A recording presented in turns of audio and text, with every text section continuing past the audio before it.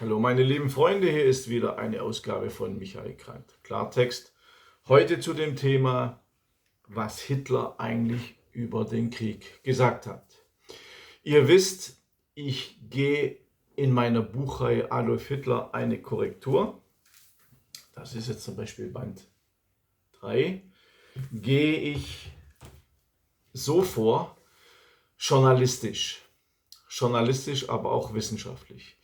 Zunächst einmal möchte ich als Journalist wissen, über wen schreibe ich überhaupt? Was war das für ein Mensch? Was hat er für Gedanken und so weiter und so fort? Ich kann nicht über einen Menschen schreiben, wenn ich ihn nicht kenne.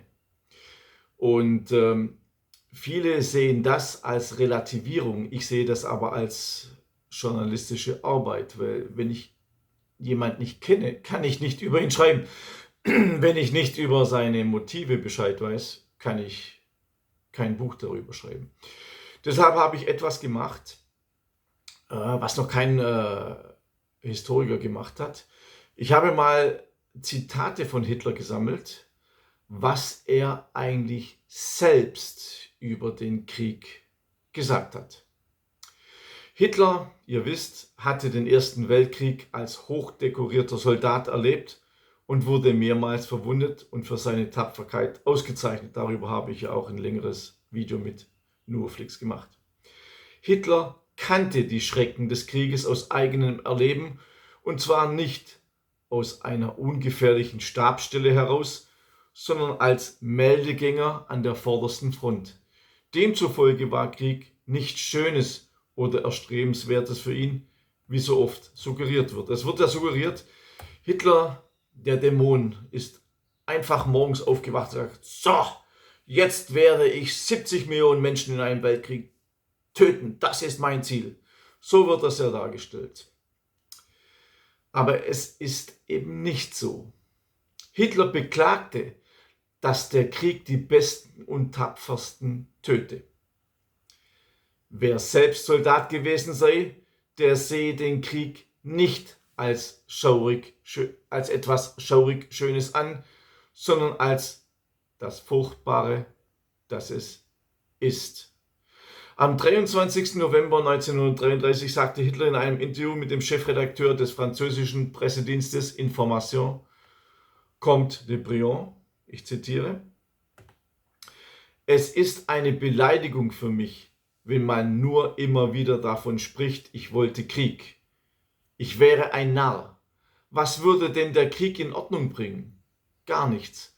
Er würde den Zustand der Welt nur noch schlimmer machen. Und Sie glauben, dass ich meine ganze Arbeit durch einen neuen Krieg in Frage stellen könnte? Das ist Unsinn. Zitat Ende.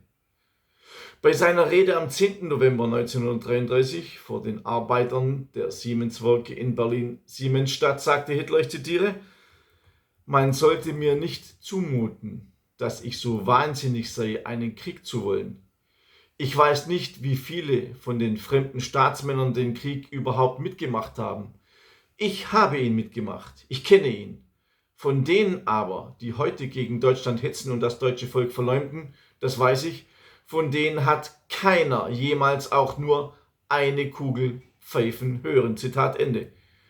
Gegenüber dem britischen Korrespondenten Ward Price von der Daily Mail erläuterte Hitler in einem Interview am 18. Oktober 1933 auf die Frage, ob Deutschland sich auf einen neuen Krieg vorbereite, ich zitiere: Wir Führer der nationalsozialistischen Bewegung sind fast ohne Ausnahme Frontsoldaten gewesen. Ich möchte den Frontsoldaten sehen, der mit Begeisterung sich für einen neuen Krieg vorbereitet. Zitat Ende. Demselben Korrespondenten sagte Hitler Anfang 1934 in einem neuen Interview, ich zitiere: Soweit es an Deutschland liegt, wird es keinen neuen Krieg geben. Deutschland kennt die schlimmsten Folgen eines Krieges besser als irgendein anderes Land. Uns würde ein Krieg keinen Gewinn bringen. 1918 war für uns eine Lehre und eine Warnung. Wir glauben, dass die Probleme des heutigen Deutschlands nicht durch Krieg geregelt werden können. Wir werden bestimmt niemals wieder kämpfen, außer in Notwehr. Ich habe den Franzosen wiederholt versichert, dass es nach Regelung der Saarfrage keine territorialen Schwierigkeiten zwischen uns geben wird, während sich an unserer Ostgrenze unsere friedfertigen Absichten durch Abschluss eines Paktes mit Polen bewiesen habe. Das war 1934. Zitat Ende. Gegenüber dem Vorsitzenden des französischen Kriegsblindenverbandes, dem Pariser Abgeordneten Georges Scampini, argumentierte Hitler im März 1935, ich zitiere, eine mittlere Granate kostet 3.500 Mark. Ein kleines Eigenheim für eine Arbeiterfamilie ebenfalls 3.500 Mark. Wenn ich aufrüste, brauche ich mindestens 10 Millionen Granaten. Sie werden dann in den Arsenalen liegen und niemand wird mir dankbar sein. Wenn ich aber 10 Millionen Arbeiterwohnungen baue, werde ich mir den Dank eines Großteils meines Volkes sichern. Wie sollte ich da nicht wünschen, dass die anderen abrüsten und um mir die Aufrüstung zu ersparen? Aber inmitten eines bis an die Zähne bewaffneten Europas kann Deutschland allein nicht unbewaffnet bleiben. Zitat Ende. Am 15. Juli 1935 empfing Hitler in der Reichskanzlei eine Delegation des britischen Frontkämpferverbandes British Legion. Hitler sprach darüber, dass er den Krieg verdamme und eine dauerhafte Freundschaft mit Großbritannien wünsche.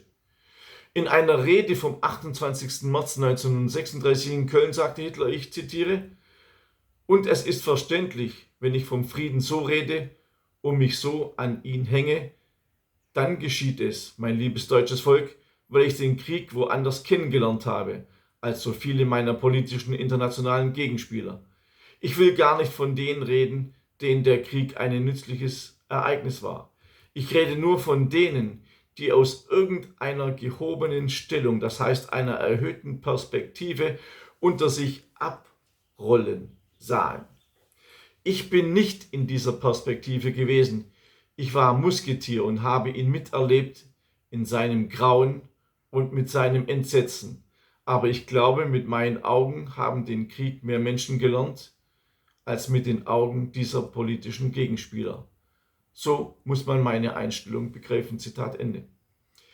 Am 25. August 1939 sagte Hitler gegenüber dem britischen Botschafter Henderson, ich zitiere, die Behauptung, dass Deutschland die Welt erobern will, ist lächerlich. Das britische Imperium umfasst 40 Millionen Quadratkilometer, Russland 19 Millionen Quadratkilometer, Amerika 9,5 Millionen Quadratkilometer, während Deutschland noch nicht 600.000 Quadratkilometer umfasst. Wer also die Welt erobern will, ist klar. Zitat Ende.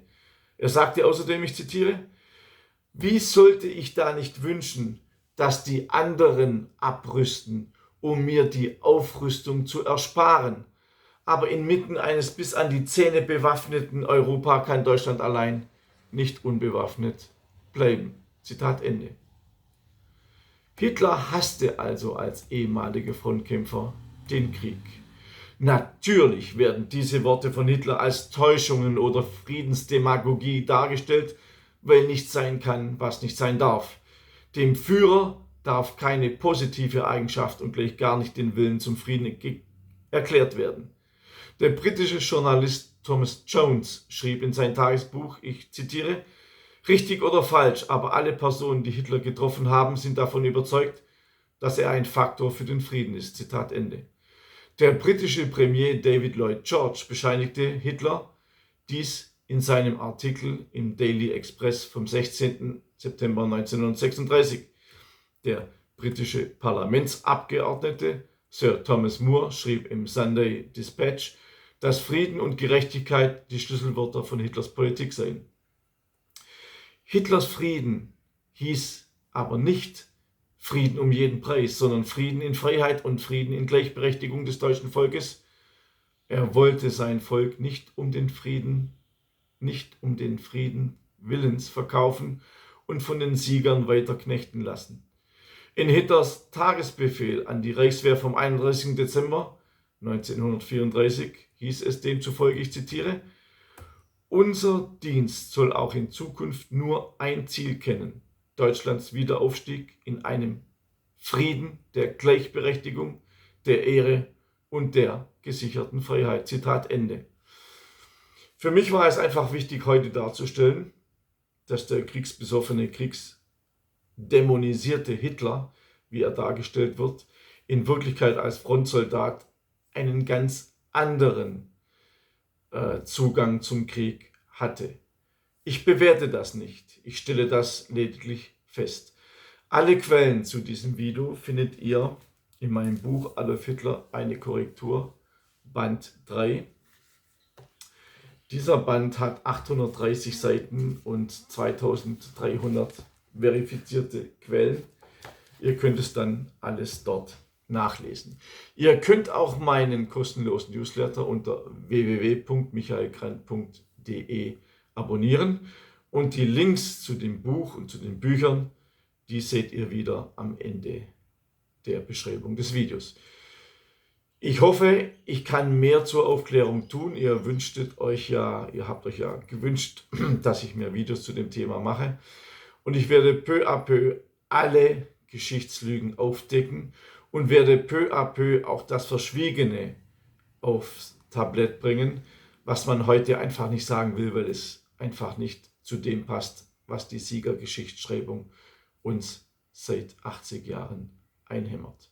Ich wünsche euch alles Gute, bis zum nächsten Mal, euer Michael Krant.